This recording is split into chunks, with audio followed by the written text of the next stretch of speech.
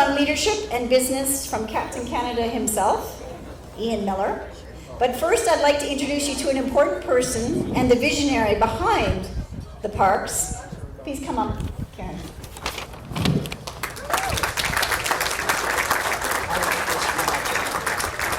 Karen, for those of you who don't know Karen, she's the founding board member and director of Wesley Clover Foundation, as well as the executive director of Wesley Clover Parks. She's responsible for all that you see here, fundamental in the development and expansion with what is offered at this site. She's also an accomplished equestrian, horsewoman, and a mom to busy 4 children. When she's not doing those things, she's well known for her contributions to the community. Her philanthropic efforts include, that's a list. Chair of Jumping Committee of the Equestrian Canada, and there's a few of my equestrian friends here who would really like to do that too. Board member of the Child and Nature Alliance, and chair of the Queensway Carleton Hospital Foundation. Last night, we had an amazing event here. The Wesley Clover Parks team and Karen hosted a one-of-a-kind fundraising soiree.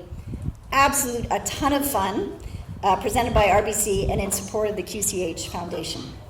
Have you caught your breath yet?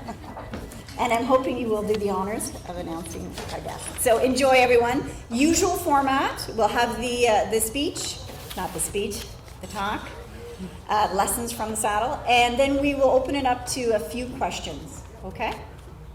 Enjoy. We good? Yeah. Thanks, Veronica, and thank you for everyone for coming. Welcome to the special edition of Tech Tuesday. I just want to take a quick minute to say this was the brainchild of Veronica's predecessor, Steve Langford, and so it's really nice to see it come to fruition here today, and a beautiful day for it. It was Steve's idea to bring the successful Tech Tuesday event that Terry founded and bring it here to launch our Major League Show Jumping, which starts here tomorrow. So starting tomorrow, we'll be welcoming the world's best here, the absolute best in the world, horse and rider combinations to start jumping here. And so we thought it was a natural fit, since you guys, we have this amazing tech park in Canada, the world's best, the best R&D, so we thought it was a natural fit. It's kind of horses and tech, but it's the best of both, so why not? So I really am honored to be introducing this man beside me here in honor of the kind of world class we're going to be having this week. We have a world class speaker, and I couldn't be more proud to introduce to you my dear friend, my business partner and mentor, Ian D. Miller. Ian is an absolute icon. He's a pillar in Canadian sport community. I hope I'm not too bold in saying he's a testament to how truly amazing human beings can be. Ian is a silver medalist. He's competed in a whopping 10 Olympic Games. I just want to pause for a moment. Yeah. If you didn't guess, that's a world record across all sports, all countries, a world record, 10 Olympic Games. I just want to take a moment to pause there and just consider the grit, the determination, the skill that it takes to go to the Olympics at all and to do that across 4 decades. It's truly remarkable. Furthermore, Ian was back-to-back World Cup winners. He's a former world #1. He competed for Canada over 250 times, all while staying here in Canada to build a business and support Canada. All of that giving him the well-deserved moniker of Captain Canada, which he's well known for. Now he's retired from international sport. Ian is currently the technical advisor for our Canadian show jumping team. So it's like Team Canada coach. And I think I can tell you, because I know a lot of them, this generations of athletes, including Ian's daughter Amy, who's now Olympian herself, is grateful to have his experience and wealth of knowledge available to them. So I'm hoping that we do really well in Paris, and a lot of Ian's work behind the scenes will be there. Ian's also the recipient of the Order of Canada, well deserved. So now please join me in welcoming the incomparable Ian Miller.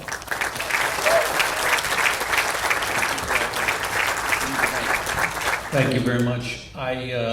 27 years I've been teaching this girl to ride, and that would make you wonder if she's a slow learner, but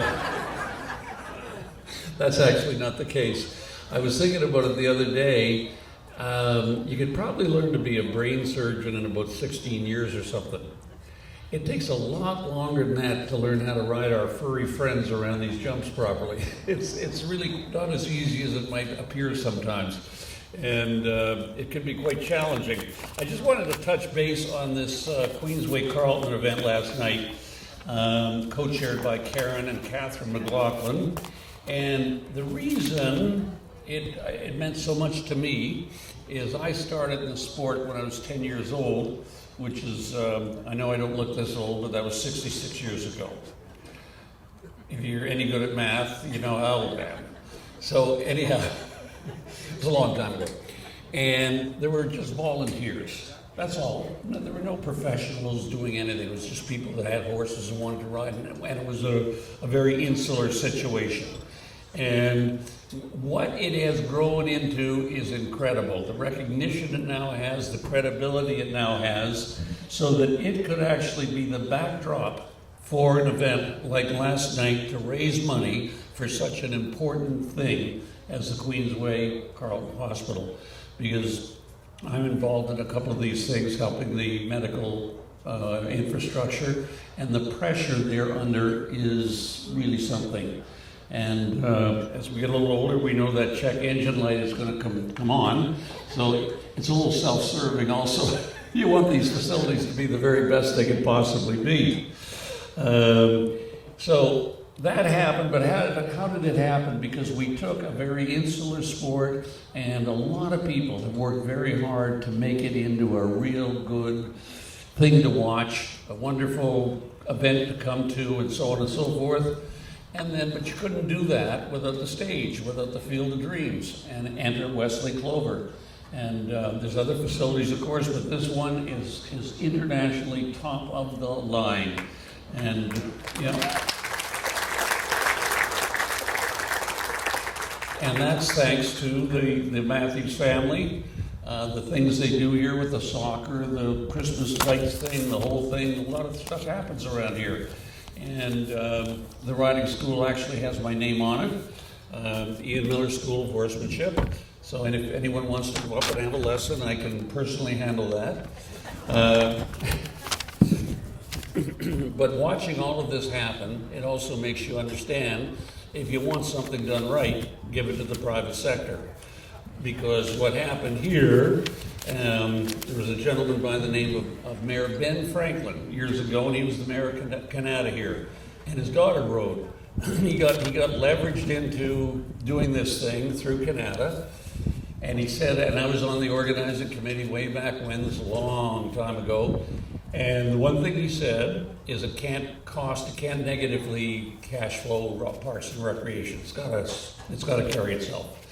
And that's exactly what it did, more or less, except you see a lot of the Canada equipment in here running around doing stuff. So I think it was getting a little help. But, and then it became a City of Ottawa situation, and there were various other people trying to run the horse shows here, and with medium results. And then the City of Ottawa didn't quite have the stomach for it anymore, the riding school and everything else. And it was going downhill, and enter the Matthews family. And nonprofit corporation, this is their way of giving back to the community that gave them everything they have. So that's the best right there. I wanted to talk to you a little bit about the evolution of show jumping, because I've been at it, as I said, for 50 years. And I don't know of another sport that has evolved and changed as much as our equestrian sport has changed. We are using a different horse. The footing is different. The obstacles we jump are different. The rules are different.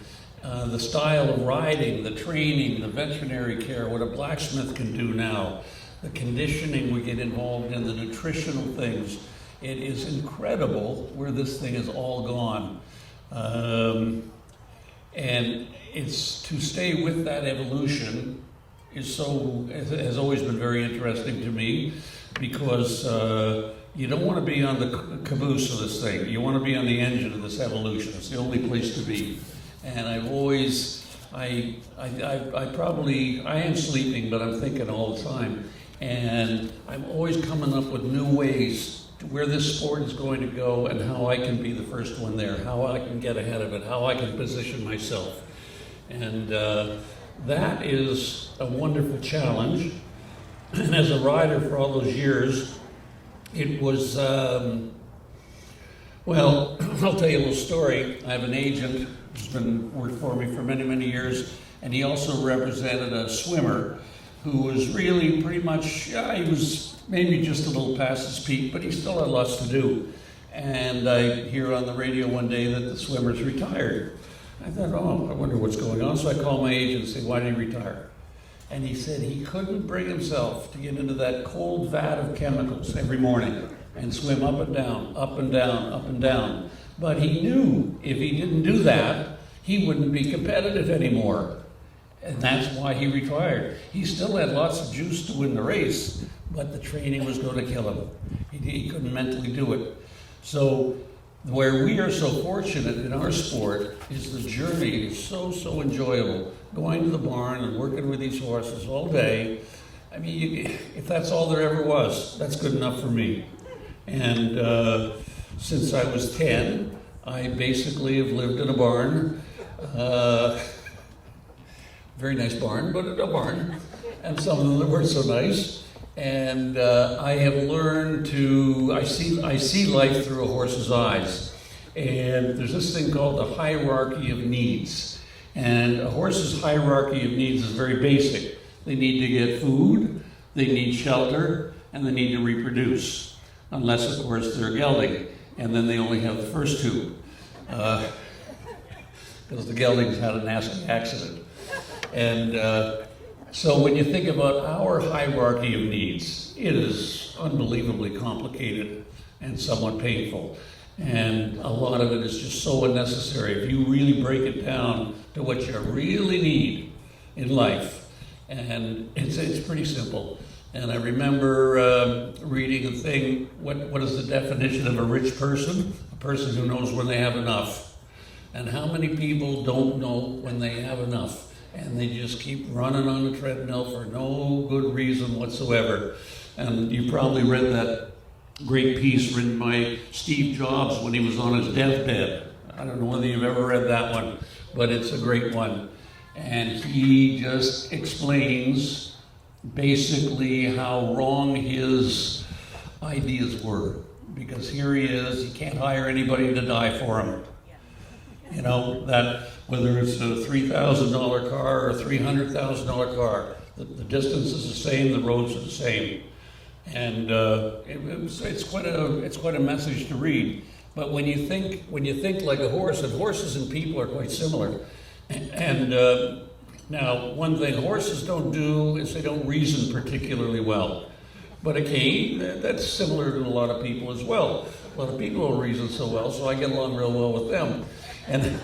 But they learn superbly by repetition. Once you teach a horse something, they will never forget it, and you can't take it out of there. All you can do is bury it with other information, other cues.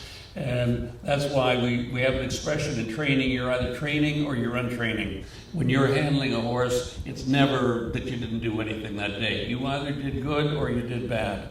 And that's a very important thing to understand about horses. But the evolution of the sport has been incredible. It's a constant learning process for me. Just to give you one quick example of what's happened on the veterinary side, because people now spend a lot of money on their pets, as we all know. They spend a fortune on their dog at the place.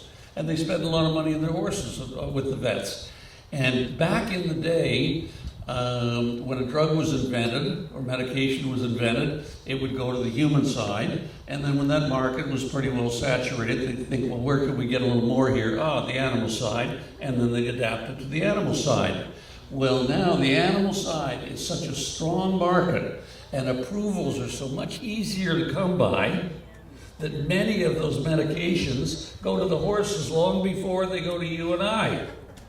That's a fact. And so if you really want to get yourself fixed, you go to a vet. It's really the truth of it, but go to a good one. So anyway, the point of it is, these horses, they all have arthritis. It's not the same as our arthritis. They're born and their joints will deteriorate as they get older, every one of them. And what used to happen was their hock joint, which is a joint in their hind leg, which is similar to our ankle, and it's a real pivot point for the jump and the gallop and everything else they do. That would be one joint that would really get into trouble, and with arthritis. And a horse is probably, at 7 years old, would be similar to an 18-year-old gymnast. That's where they're at their best. But if you come here on the weekend to watch these horses jump, you're going to see that they're 12, 14, 15, 18 years old. So they're way past their physical prime, in fact. But this has turned into such a mental sport for them. They have to know so much about everything that it takes a long time to teach them. But once they learn it, if they've got a good heart and mind, they will do it 100 times out of 100 times over and over and over. And if they don't do it, it was just a mistake.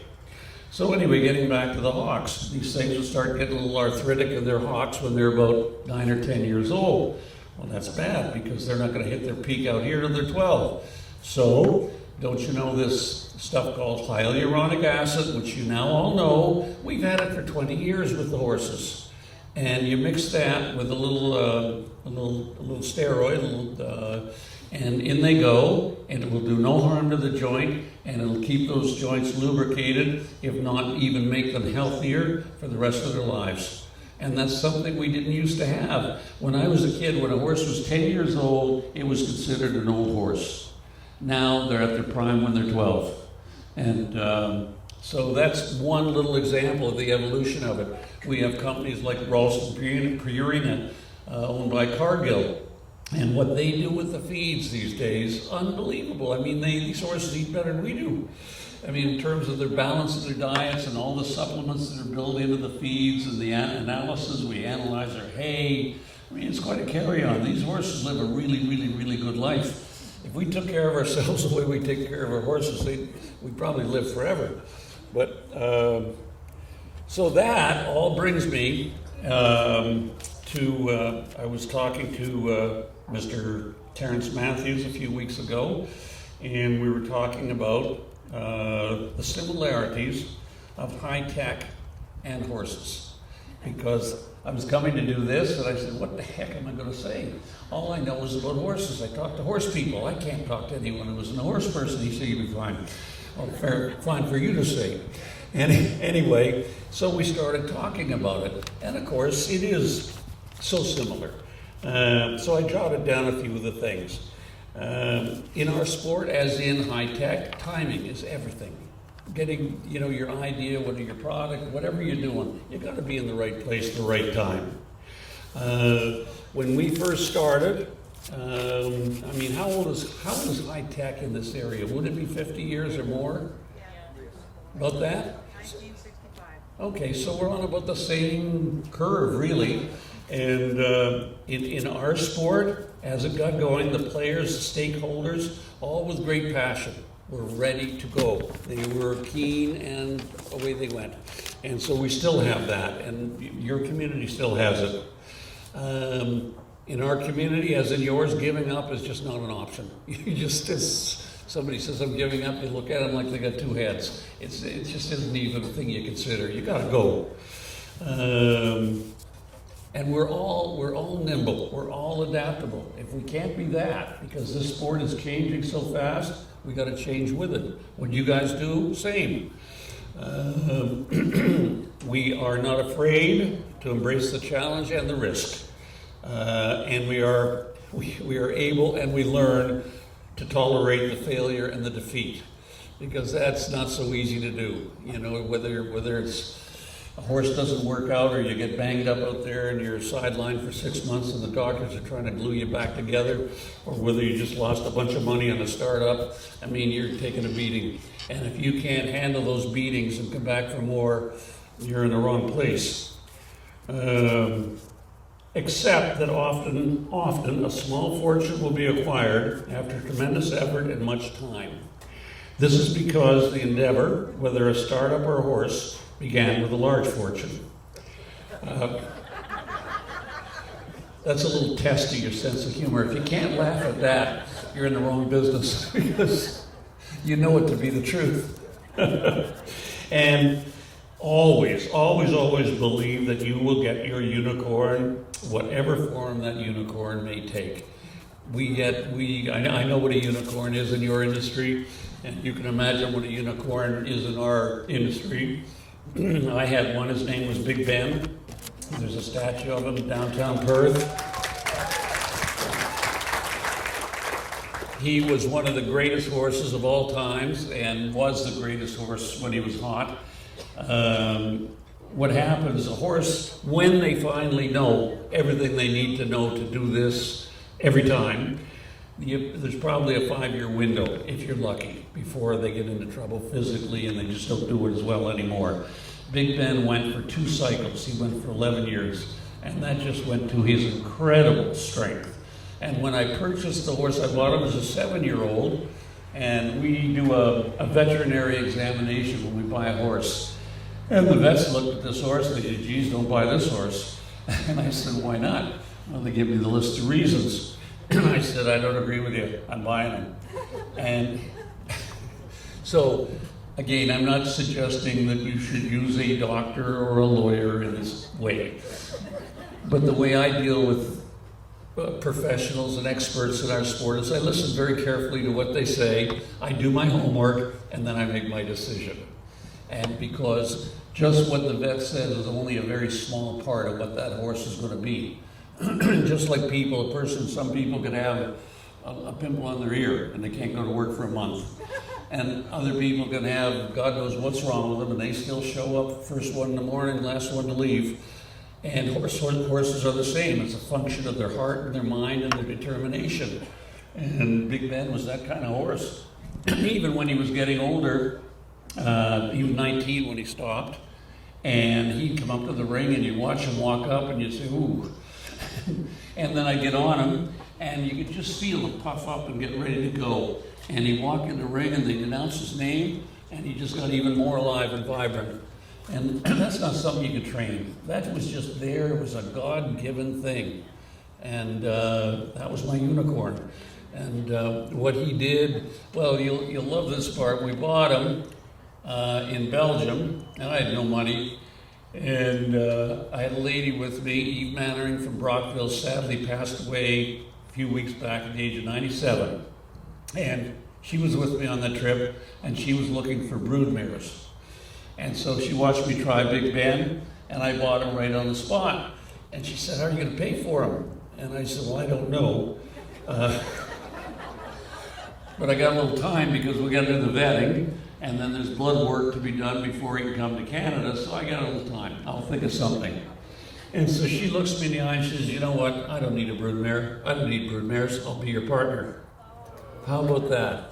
And so we bought the horse together, and then it took about 6 months to see how good he maybe could be.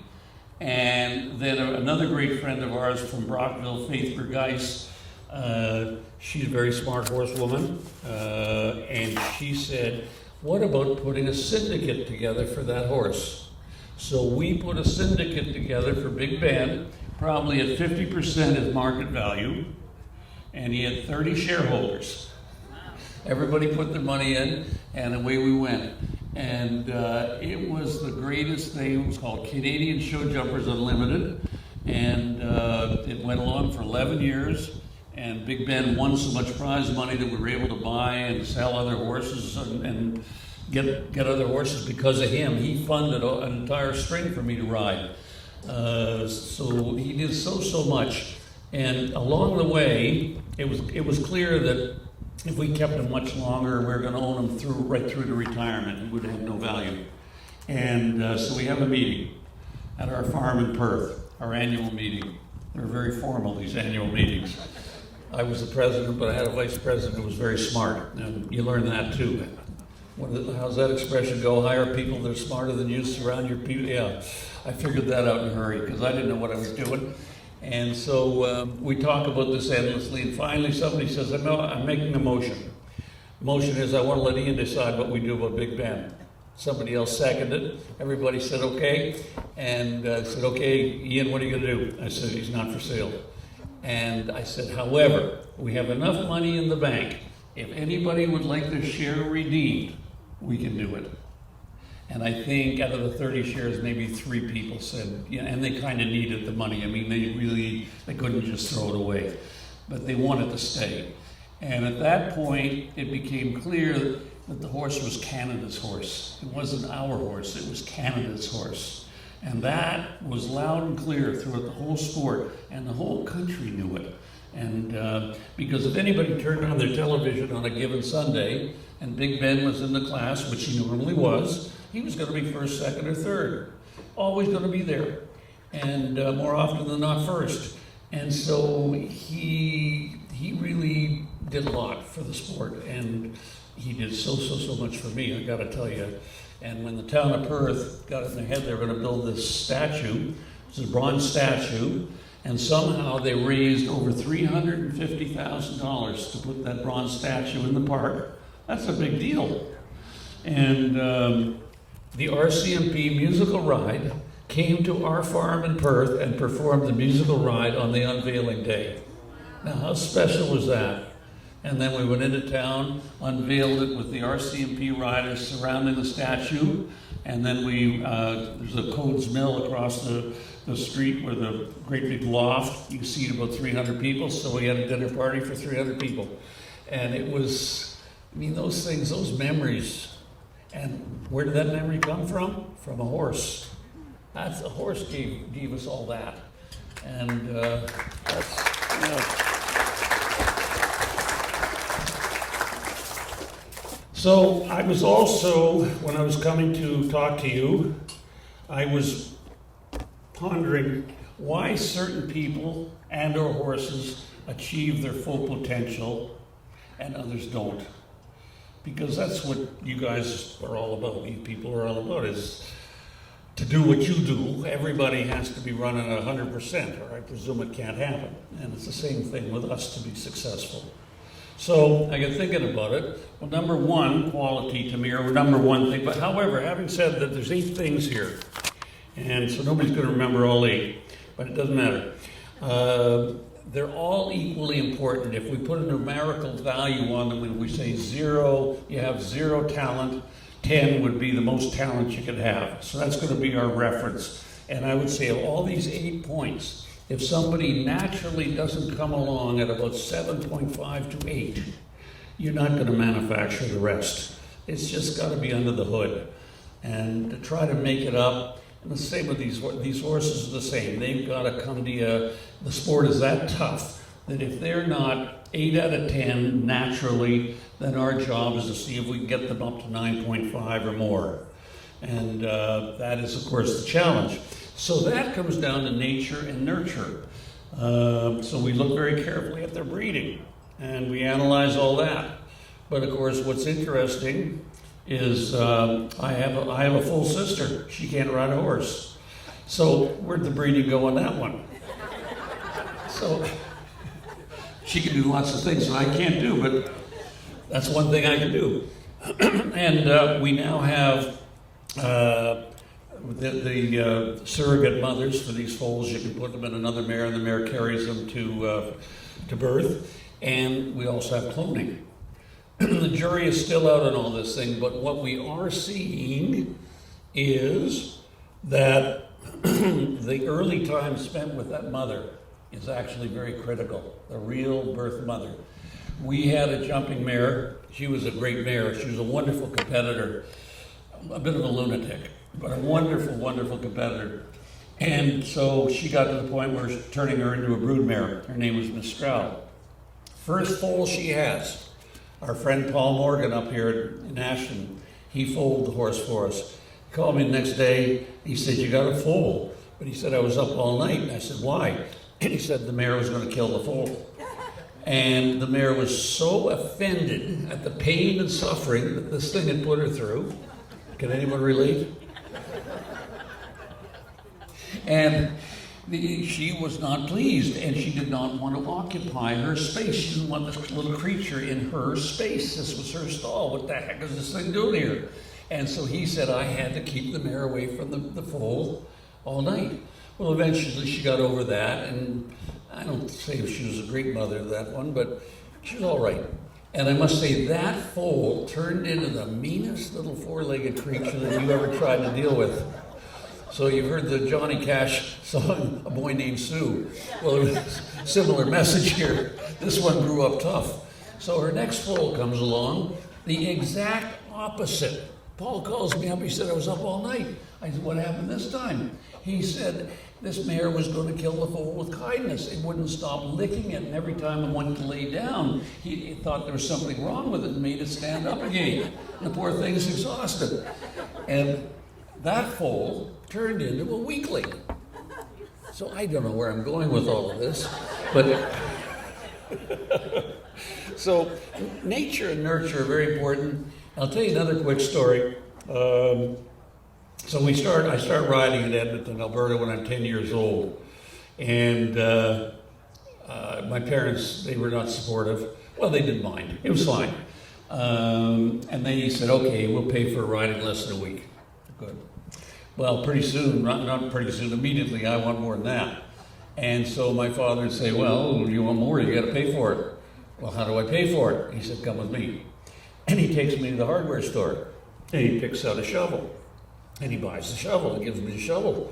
I said, how's this going to pay for my riding lesson? And he said, you see that white stuff coming down from the sky? He said, you're going to go up and down the street, and you're going to knock on doors, and you're going to ask if they want their laneway shovel or their walkway shovel. And you're going to get money for your riding lesson. I said, oh, that sounds like a good idea. I mean, I bought right into it. I didn't mind. And then, but I thought about it, and I said, what happens when the winter's over? I said, I'll lend you the lawnmower. But that was wonderful nurture right there. It taught me a work habit. And in later years, when I was attending Algonquin College, one of the jobs was the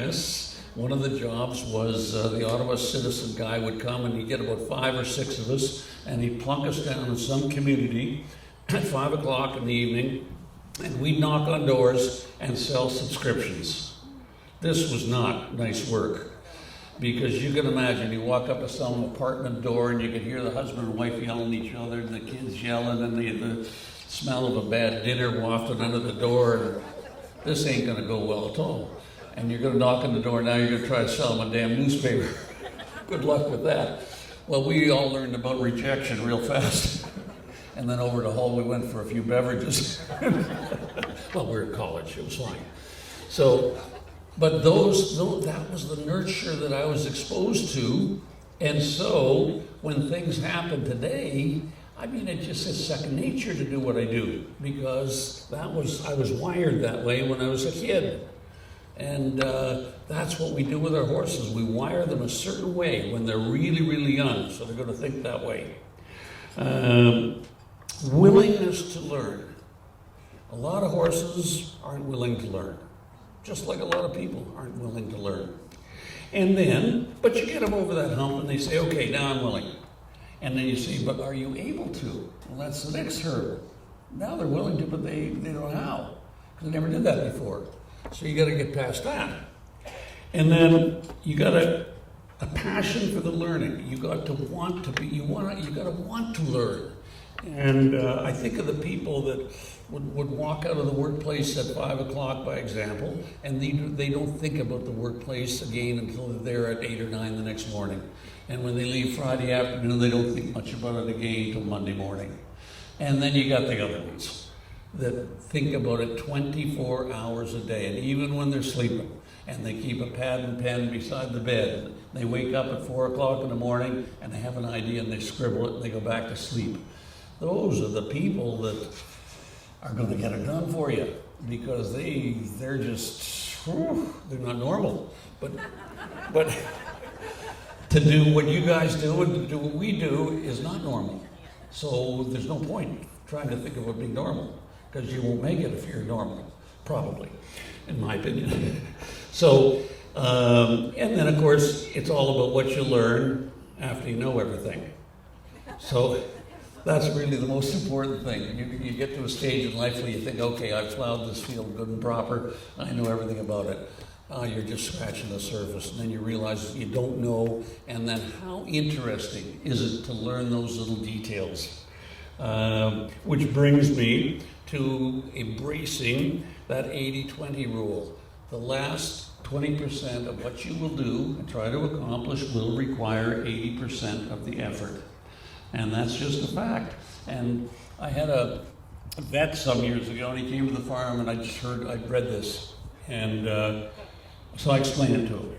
And he looks at me and he says, well, 80% is pretty good. Why would you bother? If it's going to take all that effort, why would you bother?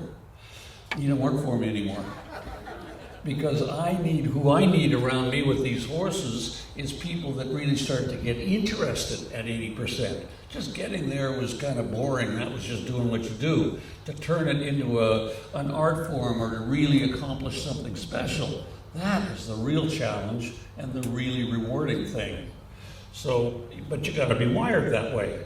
I mean, I don't know whether you can teach somebody to be that way, because most people that are not that way are going to say there's something very wrong with you if you think that, because you have to have emotional control. To train a horse, emotional control is critical. The minute somebody gets impatient when they're working with a horse, or gets angry, or gets happy, or gets sad, or any of these emotions, it's going to go downhill immediately, because that horse is just sensing that. And people, again, are the same. Controlling your emotions with people is critical. And I love that great expression. If you're in a fight with somebody, the smarter person is always wrong, because the smarter person never would have let it become a fight. And that is a real rule in training horses. I can't remember when the last time was that I had a fight with a horse, because I like to think in most days I'm a little smarter than they are. But that's a really important one for people and for horses. Always ask why. You don't just solve a problem and say, okay, that's solved. You dig into it and really analyze the living hoopies out of it so that it can never, ever, ever happen again. Because we all know that definition of insanity, you keep doing the same things, expecting a different result. You have to have a sense of humor, because you ride around this ring, these horses will make you look like an idiot. You can't imagine how embarrassing it can be out there. I mean, it really is humiliating what can happen out there. And if you brood about that, and I've seen riders like that, and they kill themselves. Like, it's just too hard on them. They are so upset and so embarrassed, they just can't cope. And then that gets in their way of being able to do anything else. Of course, your luck, the circumstances, the ability to recognize and capitalize on an idea, a trend, an opportunity. You all know that. And again, we're the same. When we see a horse, we better get on it right now, because there's another 20 or 30 horsemen out there in that warm-up area. We're all looking at the same horse. And who's going to see it the soonest and recognize what might be there and get creative and make the first move. And that's the one that's going to get the horse. So that's an important one to have. And then I was thinking about notes on training horses, which again apply I believe in life. And this is so true of horses. If you approach something like it's going to take all day, you'll have it done in 5 minutes. If you approach something like it's going to take 5 minutes, it will take all day. And that is the truth of training a horse. And when I was about 16 years old, and even then I really thought I knew a whole lot, and I kind of went through a stage for about maybe 6-8 months of rejecting any help or guidance. And things were not going well. And after about 8 months, I realized I was not progressing, and I got over that. And I was a great student up until then, and I've been a great student ever since. I think that has psychologists tell you what was going on in my mind, but some, growing up, bad stuff. And so I got over that. But the point of it was,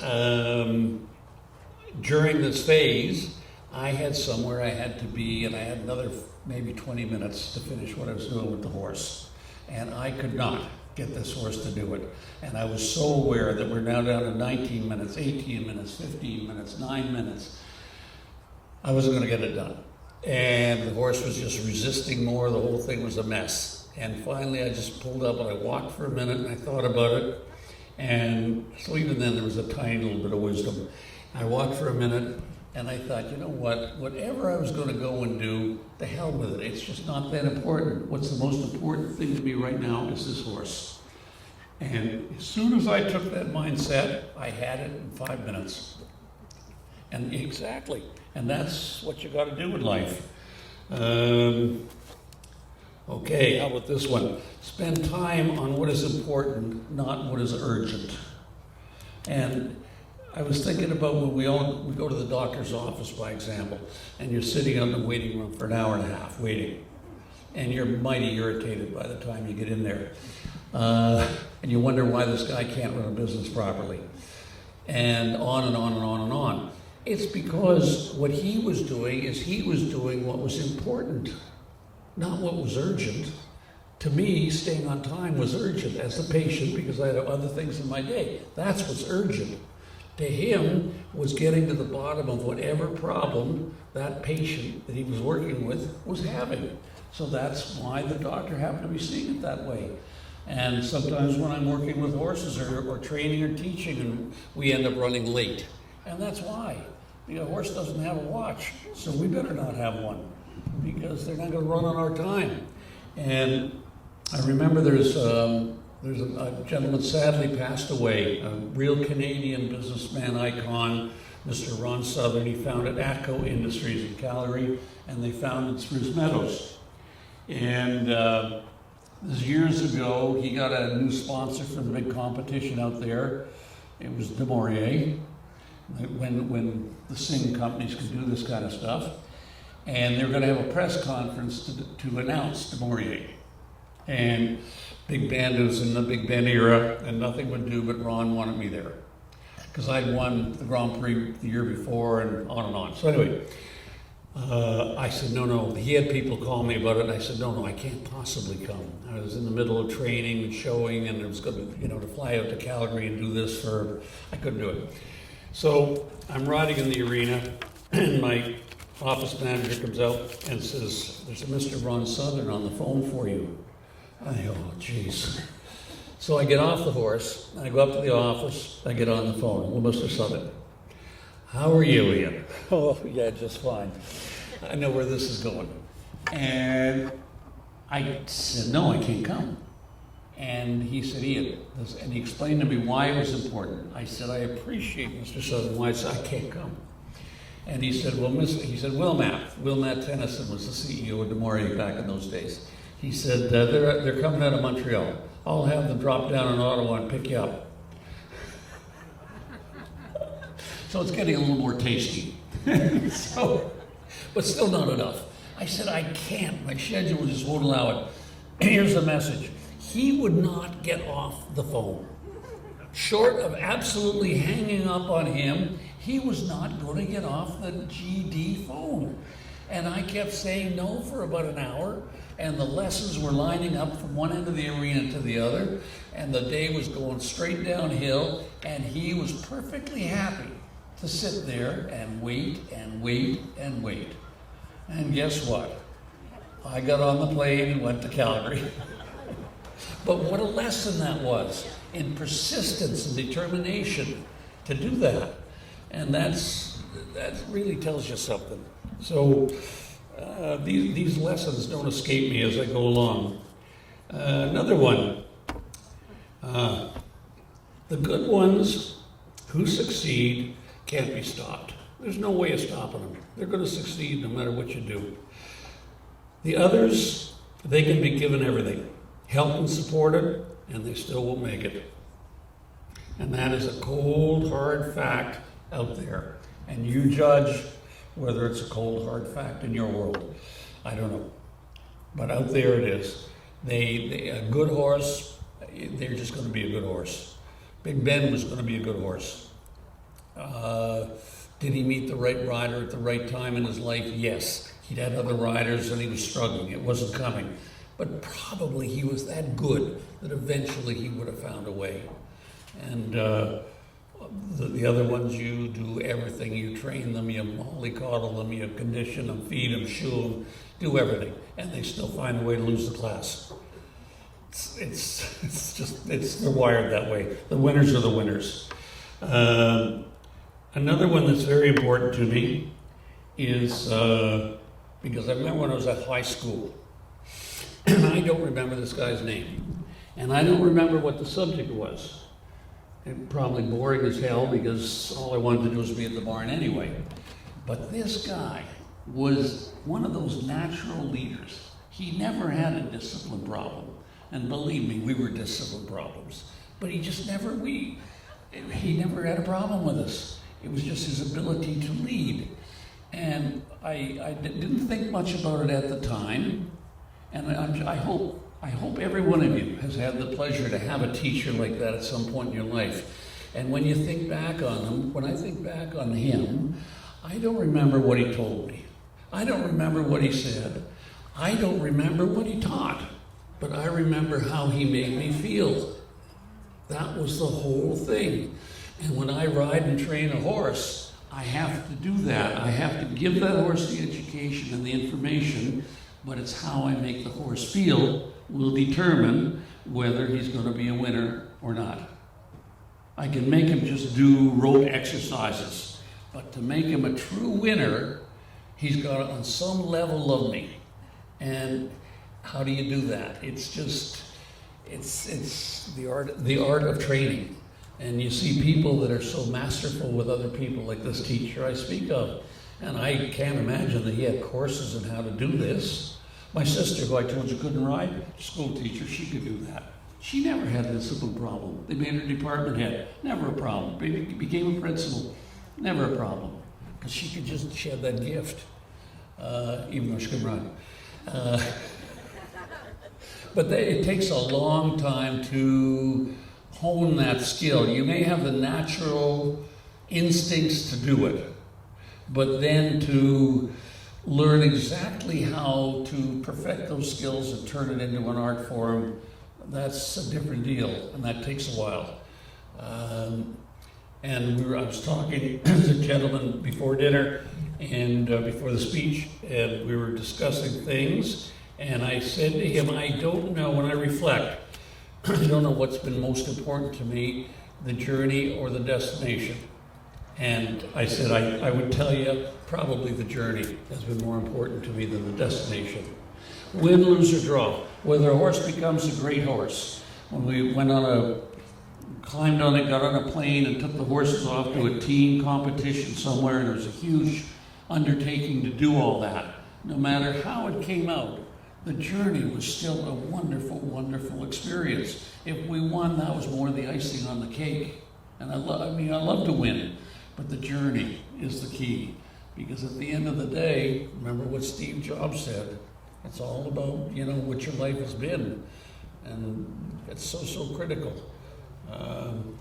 So that's all I got. Veronica, you suggested that there might be some questions. If you've got a few minutes, I think we should. Oh, I got all night. See, Veronica, I train horses. I know. I can take all the time. I could be here till 2 a.m. if you want. Okay, we've got a couple of questions. I met Big Ben here at Wesley Clover years and years ago, and someone told me at that time that he was a bit of a character when you first got him, a bit of a training issue. Is that true? Yeah, he was tough. What did you do about those issues? Yeah, he was tough. He was very tall. He was what we call 17.3, a hand, 17.3 hands. A hand is 4 inches. So he was 4 times 17 plus 3. So big horse, way bigger than normal for the sport.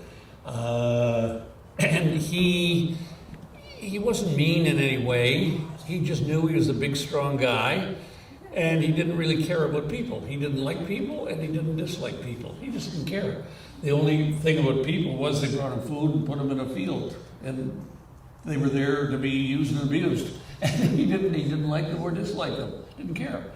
And so what ended up happening is the main groom on him for 10 of his 11 years was a lady named Sandy Patterson, who still lives in the Ottawa area, turned into a great teacher and trainer in her own right. And what she did, and she was about this tall. So here she is, the biggest horse at the horse show, being handled by this little bit of a thing. And she put him on an airplane, she'd do everything with him.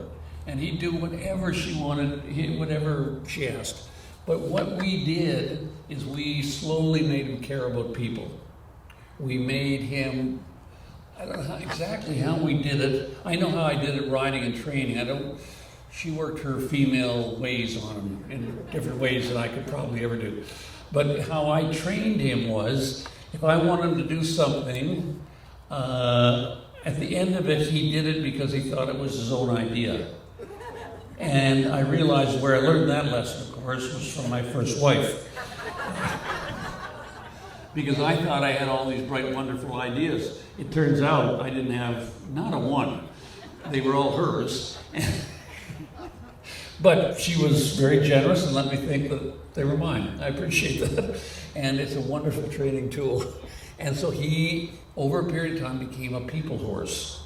And I'll tell you a great story that really meant a lot to me. We were at Spruce Meadows, and he just won the Derby back in the day. And that Derby was a grueling class. And it was often won with maybe one clean round. It was a tough one. And Big Ben won it more than any other horse. And so he won it that day. And Nancy Southern got a hold of me and said, there's a young lady here from the Children's Wish Foundation.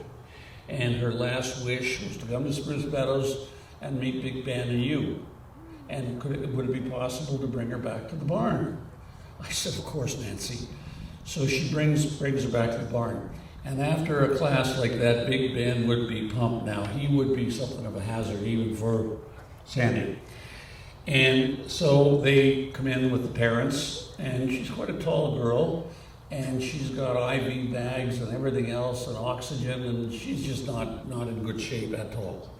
And so Big Ben kind of looks at her, and she says, can I pat him? And I said, yeah, and I stayed right with her. I stayed between her and Big Ben, but I didn't need to, actually. He let her pat him. And so we do that. And then Nancy comes to me and she said, would it be possible for her to sit on Big Ben? I said, Nancy, this is really not a good idea. She said, I know, but it's the girl's last wish. So I said, okay, let's try. See what we can do.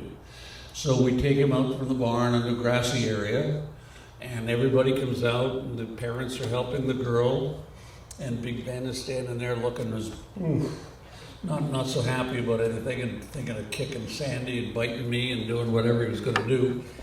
And that girl got to be about 12 feet from him, and he looked over at her, and you could just see him take a breath. And he just stood there like the calmest school horse up there in the barn. We got the girl up to him. We lifted her on. We led her around for 3 or 4 minutes. And if she started to tip this way, he'd move his body that way to stay underneath her. Imagine this. And everybody, there's not a dry eye at this point.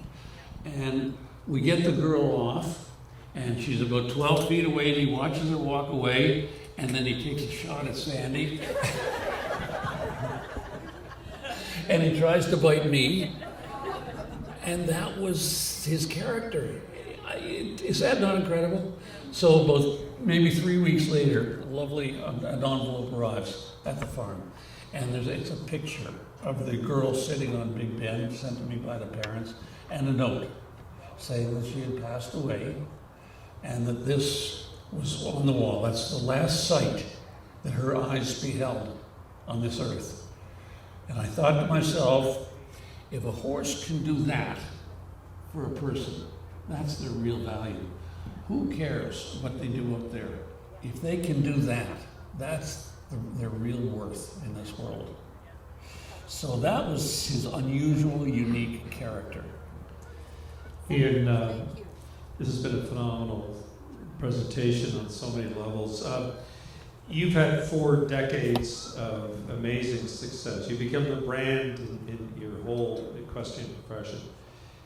You give a lot of credit to Big Ben, and of course, justly so. But so much of that is integral to you and your relationship with that horse and your ability. How much of this is you? Here you are at your age and stage, still doing it. You're 5 years younger than Mick Jagger and Paul McCartney. I just want to make that point, but you're still going, right? What keeps you going? I guess we lived in Ottawa when I was age 5 to age 10, and we had a black and white television. Anybody know what a black and white television? And so anytime a horse was on the television, I'd go nuts about this. And the milkman would come along with the horse-driven wagon, and he'd let me get up on the seat, and I really thought I was driving the horse. Well, I wasn't driving the horse at all. The horse knew the route just fine. And we'd go a few blocks, and then he'd send me home. And that's when I started driving my parents crazy about horses, and we get to Edmonton, and that's all she wrote. And it's been that way ever since, and it has not changed to this day. When I wake up in the morning, the first thing I do is I turn on my phone, and people have sent me videos from Europe or wherever, and I watch horses.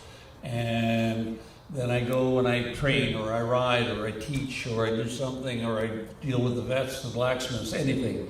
And that's what I do all day. And I love it as much now as I did when I was 10 years old. And that's I would say that's my good fortune, to tell you the truth. Because what happens if you have something in your life, you're really good at it, but geez, it gets a little old after a while. And maybe I want to do something else. Or whatever, you just kind of lose interest in it. I just have never lost interest in it. And again, because of the nature of the sport, there's so many other things I can do. And one other little spin-off benefit, by the way, is you end up meeting so many interesting people. Tonight, as an example, I get to meet so many people here who I'd never normally meet. And that's because of the horses and because of the sport. I never would have met the likes of a Mr. Ron Soder. I never would have met the likes of Mr. Terrence Matthews. It goes on, the people I've met. I never would have hung out with Prince Philip or Princess Anne if it wasn't for horses. I didn't meet the Pope yet. You have another question? Yes. Mr. Miller, I'd first like to thank you for speaking with us today. And my name is Anastasia, and I'm speaking right now as a young equestrian student, but also as a young entrepreneur. As someone who is very young in the equestrian space, I'd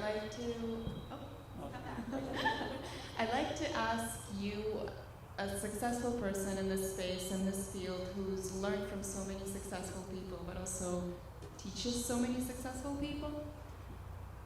As a young equestrian student and as a young entrepreneur, I would love to hear your wisdom and your advice of entering this space and learning as much as possible, meeting as many people as possible who you can learn from, to soak it up all as like a sponge, and with such passion to learn and to improve and to become successful both in the equestrian world and in the entrepreneurship world. I'd love to hear advice. You want to be a horse person? I do. Well, that's good. When I started, you couldn't make a living in the horse business. And again, fast forward 50 years, there are so many opportunities. Course designers, the people who build these courses for us, they are incredibly well trained, and they are so good at what they do. You can have a class with 50 horses in it, and they'll build a course, and they'll say, I think we're going to get 5 or 6 clean. And they get 5 or 6 clean almost every time. They almost never miss. There are no bad course designers anymore. Starts at good and just goes straight up from there. Horse show management, publicists, all the internet stuff that's being done where everybody blows their own horn, that kind of stuff. That's a whole business in itself as well. There's so many things you can do. All you got to do is figure out what it is you would like to do. I think that the main thing is you need to learn about horses, and that takes a long time, because in any field, if any of you guys are talking to somebody in your field, you know in 30 seconds whether they're full of it or not.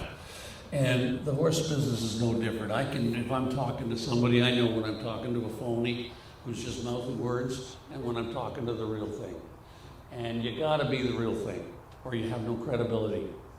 And that's why when we say one of the biggest compliments you can pay somebody that does what I do is you can say they're a top horse person, because what that term means is you know your horses.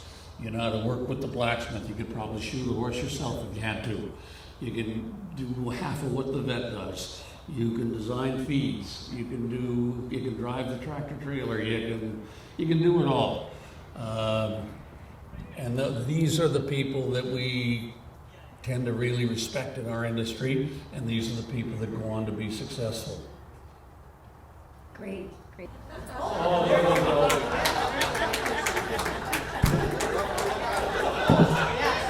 By the way, I don't mean to interrupt you, but if you come here on Saturday or Sunday, 4 o'clock is the big team competition, and 1 o'clock is the Grand Prix, and this is the VIP tent. And if you want to get in here, you come to the door and you mention the name Terry Matthews. I don't think it'll do you a damn bit of good. But if you mention my name, you're in.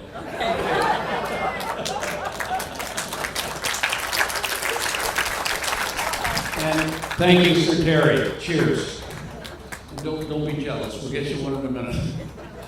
So my specific question is how do you ensure with the changes in the sport and the increasing costs of horses, training, barns, etc., how do you ensure that the best young horses and the best young riders can rise to the top without having the fortune of a wealthy background? Right. And if you consider a sport like hockey, by example, track and field, whatever, there's going to be all different levels through the school system and age groups and everything else. And these athletes are all getting tracked and analyzed and followed and so on and so forth. And so the right things tend to happen with them, hopefully. With horses, we have no system like that. It's just the wild west out there. And by and large, it does take care of itself. And a million years ago, you were considered a bad horse person if you showed your horse more than 6 months of the year. It was believed that a horse should get to be a horse for 6 months and compete for 6 months. Now these horses are going 10, 11 months of the year. And why is that? Well, back in the day, they were younger horses because they didn't have the vets didn't have the tools to keep them going when they were older. And now they're getting to be 14, 15, 16 years old. What happens if you let their conditioning down? You'll never get it back.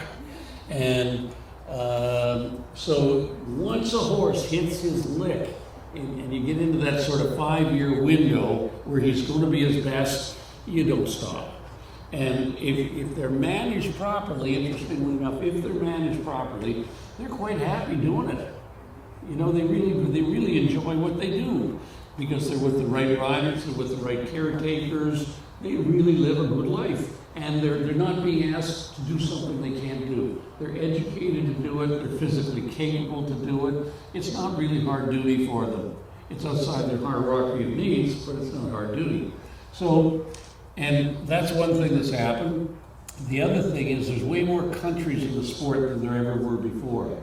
The Middle East, the Far East, I mean, you name it, almost every country has a team now. And a lot of these countries are pretty pragmatic about it. If they decide they want an equestrian team, they just hire some riders and give them a passport. And now they've got an equestrian team.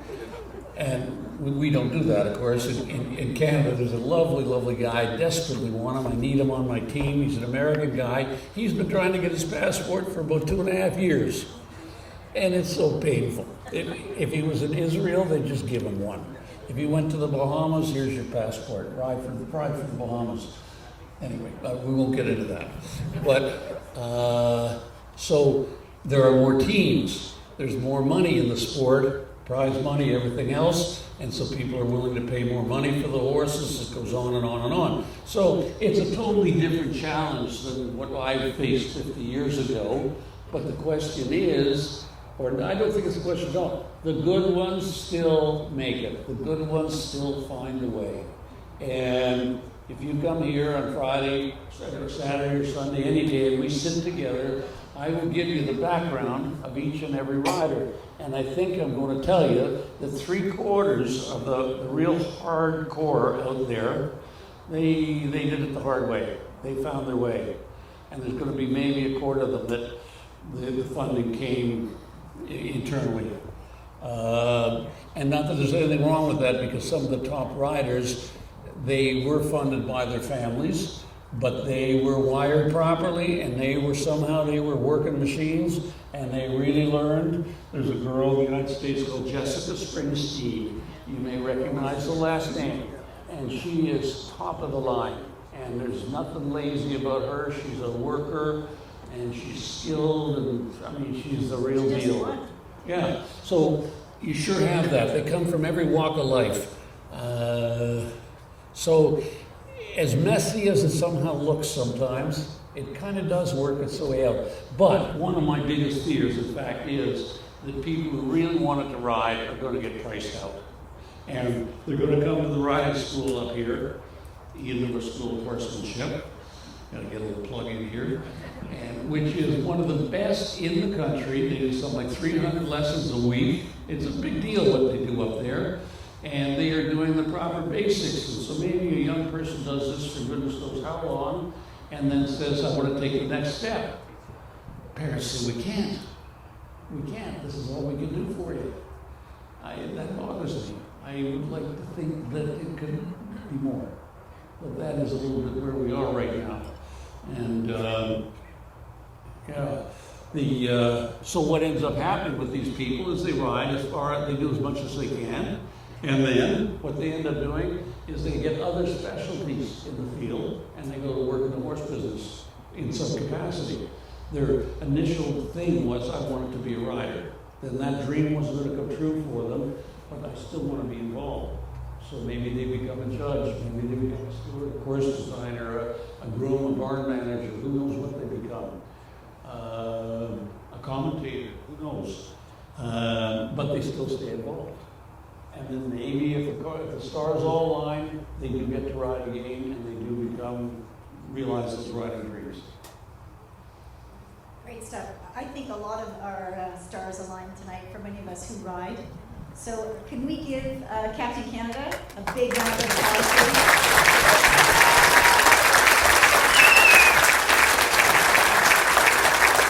Thank you, Ian. Well, I really enjoyed this because normally I just see the horse people. And so, No, you've got a broad mix of people. a bunch of horses' asses, talking horses' asses, something like that. Not tonight. Not tonight. Listen. But that's not the thank you. case here. No, Talking to a not bunch at of all. high-tech geniuses. Absolutely. They told me they were. They are bright talents and founders and entrepreneurs and business leaders here, for sure. If I could do my plug, and we will thank Ian and thank Karen very much for hosting us tonight. This was a special edition.